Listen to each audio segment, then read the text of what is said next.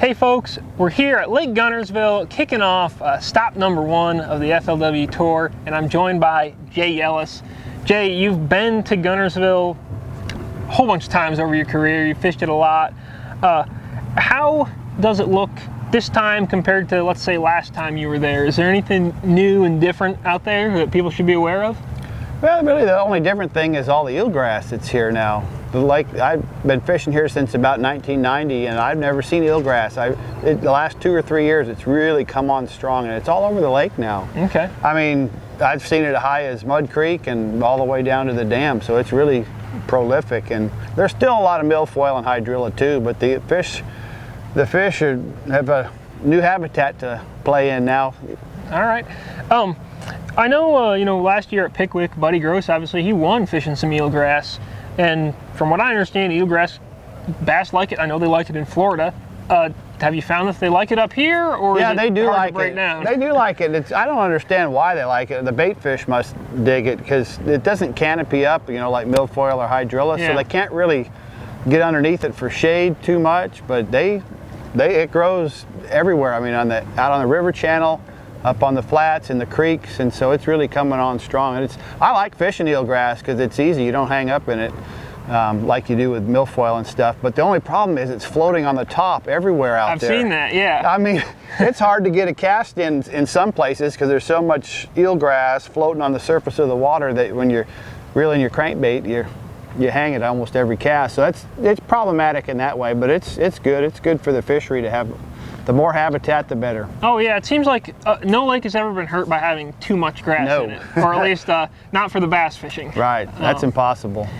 How about, as far as the grass goes, have you really focused your efforts on that, or have you tried to catch fish other ways as well? I've tried different things, but the grass is where I've had the best luck. But I've tried, everybody knows the bridges here are a real player. There's a lot of tournaments won on. Last time we were here, David Fritz won the tournament on that bridge right there. Behind us, yeah. Yeah, so, and there's all the bridges have fish on them, but it's the type of deal where you just got to pick one and camp on it because it's, the first morning of practice, I was driving to the boat ramp and I crossed the Browns Creek Bridge where Randy Howell won the Classic, and there were 4 boats on each corner of the going underneath the bridge on the Browns Creek Causeway. So it's, but that's kind of the deal now at Guntersville. You just camp on a bridge, and used to be you'd roll the dice and pick up a big jig and go flip all day. Now you go for it on this lake just by camping on a bridge. Yeah, that's how much our sport's changed in the last 30 years. So I guess maybe you don't want to give it away, but are you planning on camping on a bridge, or are you going to try and do something else come tournament? I'm not going to do that deal. I had better luck fishing in some grass, so I'm just going to do that and fish some moving baits and hopefully get a few good ones. All right. I've heard some guys say it's a little bit tougher than usual out there. It is. If you kind of had to guesstimate, what are we looking at as far as like a top 10 weight, or what's going to be a good weight this week, do you think? Well, anything over 15 pounds is a good weight right now. Okay. And I think it'll like 28 pounds, 27, 28 to get a check, and then who knows what on the top end. It's Guntersville, and there's it might be one where like the guy in 40th place doesn't really do all that well, but the guy in first place is bringing in 25 a day or something like that. And that's typical for wintertime tournaments. Yeah, they're not everywhere. Yeah, they're not everywhere. The fish are schooled up, and it's the case of the haves and have-nots. There'll be a few guys that really sack them. Most guys are going to struggle. Cool. Well, Jay, hopefully you're one of the guys who really sacks them. Thanks for stopping by. All right, Jody. Good to see you. All righty. Next up is the man from Texas, Mr. Sam Rayburn, Chris McCall. Chris, I know you have been fired up to have an FLW Tour event on a lake with grass where you can throw a rattle trap, right? Yeah. I've been looking forward to this tournament. Is it? How are you feeling now? You've had 3 days on it. I'm not really sure. I'm getting to do what I like to do, which is a bonus. I've covered a lot of water. They are not, in my opinion, it's not that easy to find them. I'm looking more for schools of them than I am one or two here and there. And coming up with those schools has been kind of tough. You know, I'm getting bit, and you know, I'm chunking, and that makes me happy. But it's not as good as I thought it would be.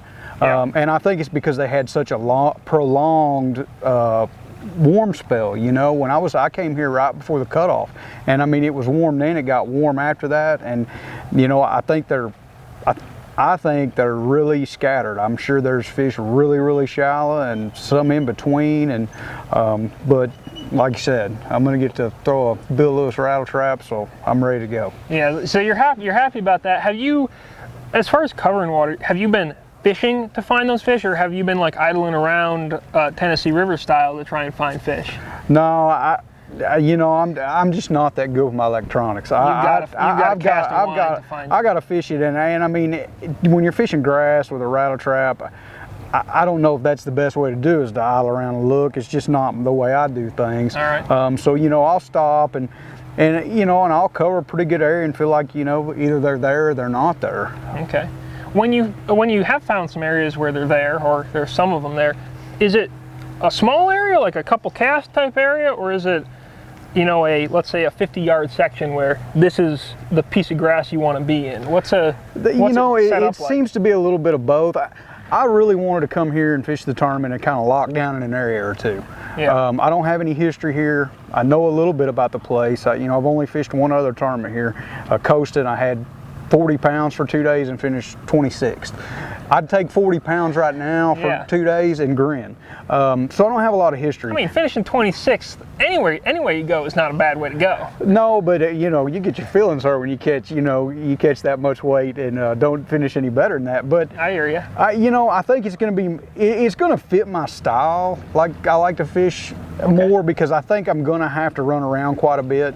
You know, and go to this spot where I got 3 bites and this spot where I got 4 bites, and you know, because I just can't find a big group. You've got to hunt and peck a little bit more, as opposed to just you set in an area, put your trolling motor down, and you're there for half the day. Right, and it comes down to decisions too, because I mean, you know, you may not go to one place that somebody else may start on, and you know, your rotation get messed up all day because you didn't start on that spot and get 2 or 3 in the boat. So, you know, it's going to be a mental game, but you know, I'm gonna do my thing and make a million cast, and that's how I'm going to approach it. All right, we've had pretty strong current all week during practice, and I'm guessing we're probably going to have pretty good current during the tournament as well. Do you feel like that affects the fish in the grass a lot, or is it a situation where at least a lot of maybe the places you've found, or the places that you feel like are a little more stable, the current's not really playing a factor there? Yeah, I think the places I found that are a little bit more stable are a little bit better. Like I said, you know, I've never been a Tennessee River expert. Oh yeah. I understand current, but not the way a lot of these guys do over here. It's a science out here for some of these guys. And I think from everything I've been told this time of year, a lot of water moving, a lot of current isn't a good thing. So, and you know, when I was here 3 weeks ago, you know, they seem to bite a little bit better, but they also were a lot shallower too. You know, there was a lot of fish shallow. I mean, I saw 60-degree water when I was here. All right.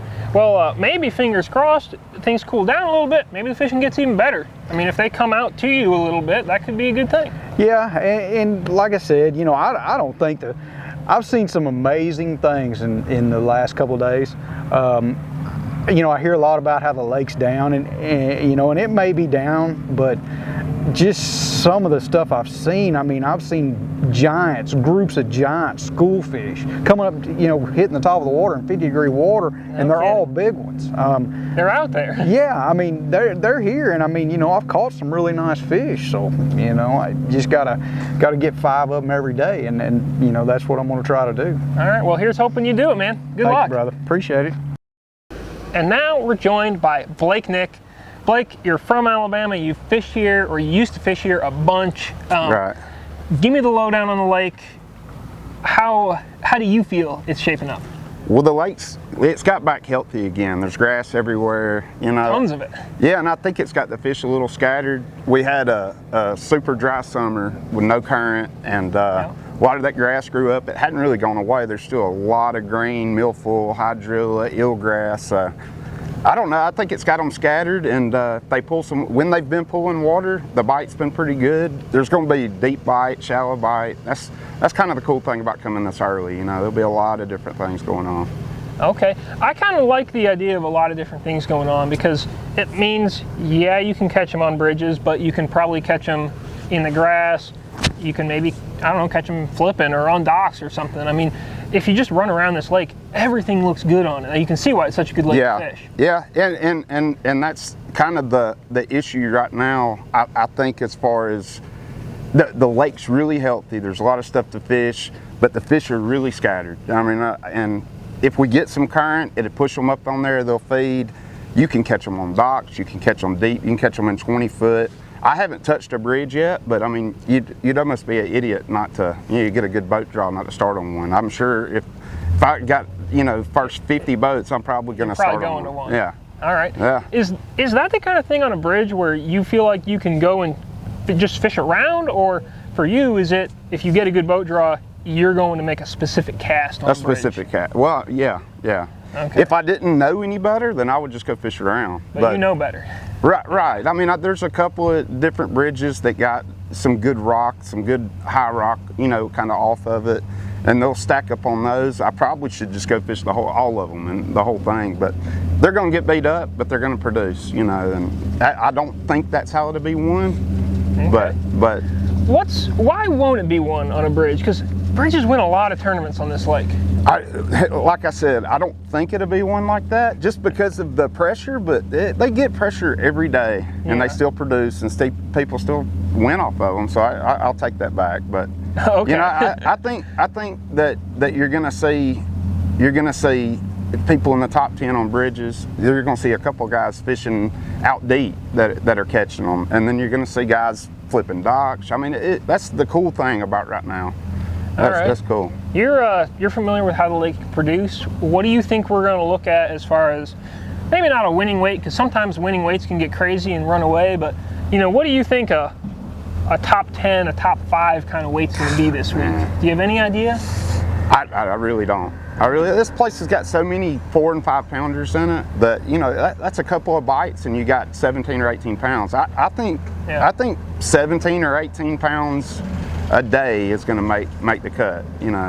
That's strong. That's good. That's good fishing. That's what. And that's just a couple of bites down here. But I think there's going to be a big drop after that. You're going to see some guys catch them, and then there's going to be a lot of people struggling this one. All right. I don't know why, but they are. I mean, I might struggle too. Practice has been so up and down. All right. Well, here's hoping you're not one of the guys that struggles. Thanks for stopping by, and good luck, man. Thanks.